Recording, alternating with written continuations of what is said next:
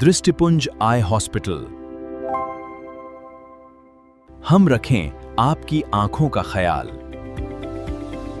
नमस्कार, आप देख रहे हैं ब्रेकिंग बिहार। देखिए, बांकीपुर में भारतीय जनता पार्टी की जो करारी हार हुई है, उसके बाद भारतीय जनता पार्टी में कार्यालय में मुख्यमंत्री सम्राट चौधरी के नेतृत्व में तमाम पटना जिला के विधायकों के साथ और संगठन के पदाधिकारियों के साथ समीक्षा बैठक की जा रही है। इन समीक्षा बैठक में उसका क्या असर होगा, क्या कुछ बातें छन कर निकल कर आएंगी, किन किन मुद्दों पर बातचीत होगी, इन तमाम मुद्दों पर बात करने के लिए हमारे साथ भारतीय जनता पार्टी के युवा प्रवक्ता राहुल आनंद जी हैं। राहुल जी, बहुत बहुत स्वागत। जी नमस्ते, थैंक यू। समीक्षा बैठक हो रही है, मोदी जी के बॉस की सीट हार चुके हैं आप लोग, क्या कुछ बातें हुई अंदर? देखिए, ये एक बहुत ही गंभीर विषय है हमारे लिए और निश्चित रूप से ये अगर संगठन की नज़र से अगर देखें तो ये एक प्रतिकूल घटना घटी है हमारे लिए। और जो मोदी जी की बॉस की जहाँ तक संभावना और जो चर्चाएं चल रही है, तो उसमें मैं एक बात बोलूँगा कि संगठन के दृष्टिकोण से नितिन नवीन जी मोदी जी के बॉस निश्चित रूप से हैं, लेकिन अगर व्यवहारिक तौर पे बात करें, अगर लोकतंत्र की बात करें, अगर जनता के जनादेश की बात करें, तो जनता ने किसी और को चुना है। और ये बात सत्य है कि लोकतंत्र में जो जनता होती है वही सर्वोपरि होती है, वही मालिक होती है, वही उस मंदिर के देवता होती है। कुछ दिनों पहले आरा बक्सर एमएलसी चुनाव हुआ था, जिसमें आरजेडी के प्रत्याशी सोनू राय जीत गए थे, और उस समय आपके मंत्रियों का बयान था कि देखिए, ये डायरेक्ट इस चुनाव में जनता वोट नहीं करती है, ये धनबल का चुनाव होता है और इसलिए भारतीय जनता पार्टी के एनडीए के प्रत्याशी हार गए हैं। लेकिन जनता का जब चुनाव होता है तो जनता हमसे सीधा संवाद करती है और हम जीतेंगे। मुख्यमंत्री सम्राट चौधरी और प्रदेश अध्यक्ष संजय सरावगी के बनने के बाद में ये पहला चुनाव था, तो क्या इन दोनों का भी इस्तीफा मांगा जाएगा? भीतर कुछ ऐसी भी बातें चली? देखिए, चुनाव आते हैं और चुनाव जाते हैं, और ये निर्भर करता है उस राज्य के आवाम पे और उस जिला, जिस ज़िले की हम बात कर रहे हैं, आप आरे ज़िले की बात कर रहे हैं, उन जनता के ऊपर निर्भर करता है कि वो किसको चुनकर कहाँ भेजना चाहती हैं।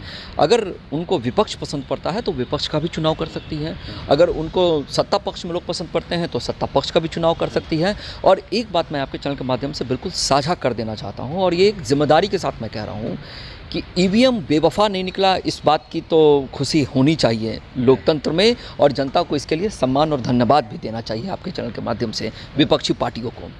अब जो आपने इस्तीफा की जो बात की है, देखिए, एक चुनाव से विपक्ष ने ईवीएम पर भरोसा जता दिया ना, उनके अनुकूल आया है। हाँ। अगर रिजल्ट तो निश्चित रूप से उन्होंने जता दिया है। हाँ। लेकिन आपको एक बात मैं फिर से वही चीज़ कहना चाह रहा था कि जो इस्तीफे की जो दौर की जो बात की जा रही है, तो वो एक गहन समीक्षा की बात होती है, और भारतीय जनता पार्टी किसी भी चुनाव को हल्के में नहीं लेती है। आप इस चीज़ को जानते हैं, और विपक्ष भी इस चीज़ को भली भांति समझता है। ठीक है, अगर जिस हवा के रुख को जो प्रतिकूल था उसको भारतीय जनता पार्टी के लोग नहीं समझ पाए, तो उसकी नैतिक जिम्मेदारी हम लेते हैं और हमें लेना भी चाहिए। एक अनुशासन के तहत मजबूरी भी है लेना। मजबूरी की बात नहीं है। कई लोग ऐसे होते हैं कि जब चुनाव चलता है और जब वो हार जाते हैं तो वो जनता को चोर बताते हैं, कहते हैं कि ईवीएम हैक कर लिया गया था। ठीक, लेकिन वो कभी जनता ने क्यों नकारा इसकी चर्चा वो नहीं करते नजर आएंगे।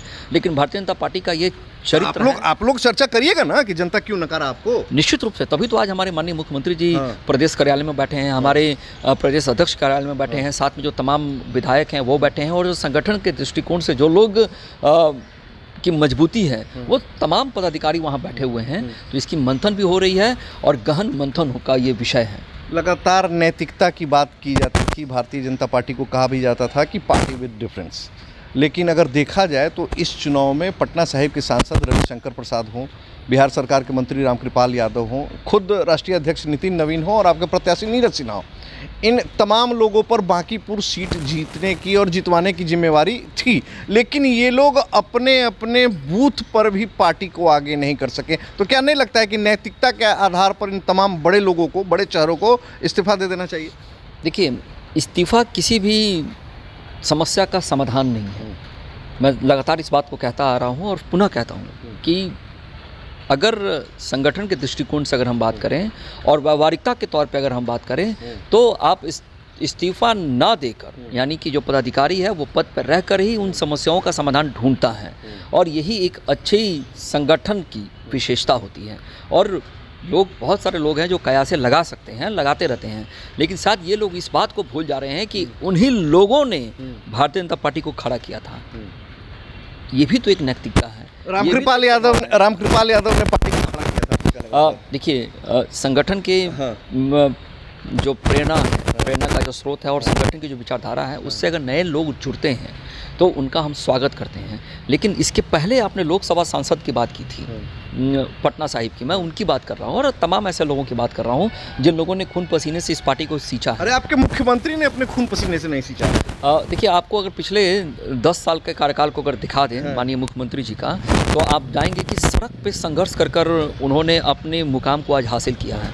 और भारतीय जनता पार्टी चीज़ों को बहुत भली भांति समझती है और चीज़ों को पहचानती है, और जौहरी हीरे का परख जरूर रखता है। तो जो भारतीय जनता पार्टी है, उन्होंने उनको परखा, उनको चमकाया और उनको आगे की जिम्मेदारी सौंपी बिहार की राजनीति को आगे बढ़ाने के लिए। और मैं आपको भरोसा दिलाता हूँ कि 2026 का उपचुनाव 2030 का चुनाव नहीं है। और अभी 2029 में भी जवाब देना, आप 30 कहाँ चले गए? अभी 2029 में नरेंद्र मोदी को जवाब देना होगा। देखिए, जो हमारे देश की जो आवाम है, उन्होंने जिस तरह का जो फैसला सुनाया था माननीय प्रधानमंत्री जी के लिए, और 240 की संख्या आने के बाद भी हम 400 से कम नहीं हैं। अगर आप लोगों की जोड़ तोड़ की राजनीति में आप लोग माहिर हैं, दूसरे पार्टी को तोड़ने में माहिर हैं, ऐसा विपक्ष लगातार आरोप लगाता है। देखिए, विपक्ष को लगाने से अगर विपक्ष इस काबिल रहता तो कहाँ 6 लिखा है और कहाँ 9 लिखा है, तो इसकी उसकी परख होती, लेकिन वो परख नहीं पाया। मैंने अब आपको एक शब्द बताया कि जौहरी को सोने का और हीरे का परख होता है, वो भारतीय जनता पार्टी के पास है। चलिए ठीक है, लेकिन एक और सवाल आपसे करेंगे राहुल जी। कहा जा रहा है कि अभी तक जो आप लोग बोलते थे कि कौन पीके, कौन प्रशांत पांडे, लेकिन बांकीपुर सीट हारने के बाद शहरी क्षेत्र के जो आपके विधायक हैं, खासकर दानापुर, दीघा, पटना पश्चिम और कुम्हरार, वहाँ के विधायकों की दिल की धड़कन भी कहा जा रहा है कि बढ़ गया है और जनसुराज बांकीपुर से अब फैलाव करेगा, अपना विस्तार करेगा और बाकी भी पटना शहरी क्षेत्र पर भी अपना कब्जा करने का प्रयास करेगा। देखिए, लोकतंत्र की एक सबसे अच्छी खूबसूरती होती है कि जनता जिस किसी को भी चुन दे, जिस पार्टी को भी चुन दे, तो उस पार्टी को अगर चुनकर सदन के अंदर भेज दिया है तो उसका हम स्वागत और सम्मान करते हैं। चलिए, तो ये थे राहुल आनंद। बांकीपुर सीट जो कि तकरीबन 3 दशक से ज़्यादा समय से भारतीय जनता पार्टी के कब्जे में था, उस सीट को हारने के बाद भी राहुल आनंद का यही कहना है कि हम लोग समीक्षा करेंगे। हालांकि जवाबदेही तय करने में या किसकी जवाबदेही है इसको करने में भारतीय जनता पार्टी के प्रवक्ता सकुचा रहे हैं, हिचक रहे हैं। हालांकि इनकी ये हिचकिचाहट भविष्य में आने वाले बिहार भाजपा की राजनीति किस दिशा में जा रही है, ये भी बताने का काम कर रही है। खबरों में फिलहाल इतना ही, तब तक के लिए दे इजाज़त, नमस्कार।